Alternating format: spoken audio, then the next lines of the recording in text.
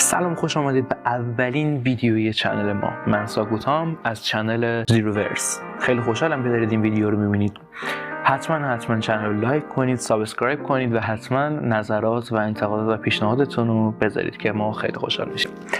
میریم سراغ اولین فیلم لیستمون، فیلم تلماسه 2 یا همون دون پارت دوم.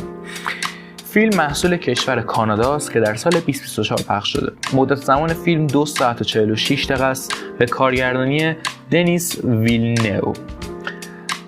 بازیگر معروف اون تیموتی شالامی و زندیاست که نمره اون توی IMDb 8.5 در ژانر اکشن درام. سفر اسطوره‌ای همچنان ادامه دارد که پل آتریدس با فریمن ها متحد می شود تا از کسانی که خانواده‌اش را نابود کردند انتقام بگیره. اون در مواجهه با انتخابی بین عشق و سرنوشت جهان سعی میکنه از آینده‌ای تاریک جلوگیری کنه که فقط خودش میتونه اونو پیش بینی کنه. میریم سراغ دومین فیلم لیستمون که مطمئنم همتون میشناسیدش. محصول مارول و با تبلیغات گسترده‌ای که انجام داد باکس آفیس رو ترکوند. فیلم ددپول 3 و وولورین.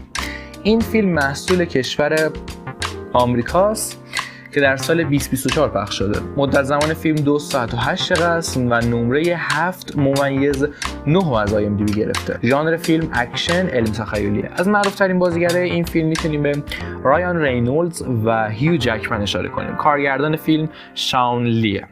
پس از اینکه وولورین و ددپول متوجه تهدید بزرگی میشن که ممکنه کل دنیا رو از بین ببره، تصمیم میگیرن با کمک و همکاری هم این دشمن مشترک رو از بین ببرن. میریم سراغ سومین مورد لیستمون که دیگه این دفعه فیلم نیست، انیمیشن درون بیرون 2 یا همون اینساید اوت 2.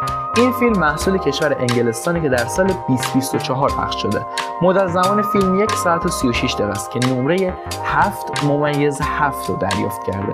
از پیش‌های اون میتونیم به ادل اگزار، مایا هاک و اینی بولور اشاره کنیم. کارگردان فیلمم کلسی منه. فرماندهی ذهن رایلی که حالا به سن نوجوانی رسیده دچار تغییری ناگهانی شده. حالا در کنار احساساتی چون شادی، غم، خشم، ترس و تنفر، احساس دیگه‌ای به نام دلشوره پیدا شده و اوضاع رو به هم ریخته کرده. میریم سراغ چهارمین مورد از لیستمون، یعنی فیلم مکس دیوانه.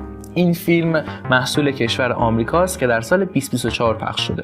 مدت زمان این فیلم 2 ساعت و 28 دقیقه است و نمره‌ای که از IMDb گرفته 7.5. این فیلم تو ژانر اکشن علم تخیلی قرار گرفته.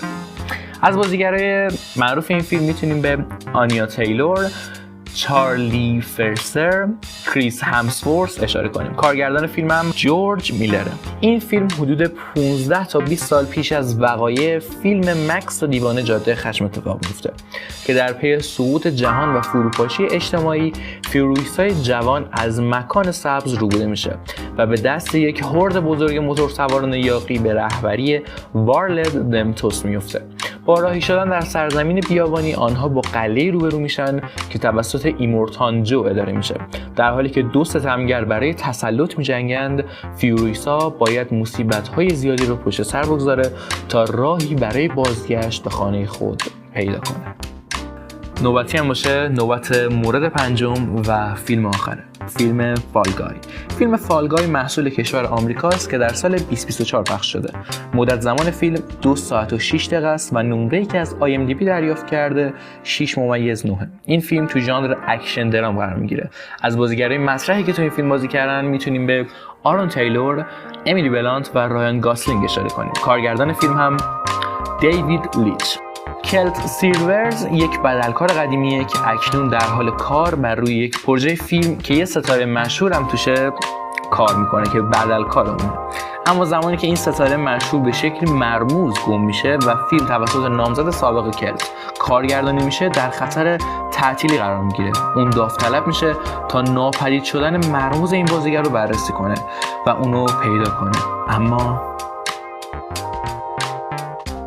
خیلی ممنون که این ویدیو رو تا آخر نگاه کردید. امیدوارم خوشتون اومده باشه. حتما ویدیو رو لایک کنید، چنلمون رو سابسکرایب کنید، برامون کامنت بذارید، چنل تلگراممون رو جوین بشید و صفحه اینستاگراممون رو فالو کنید. تا ویدیوی بعدی همیشه در دنیای سرگرمی‌ها غرق باشید و فراموش نکنید که هر روز یک ماجراجویی جدید منتظر شماست. خداحافظ تا ویدیوی بعدی.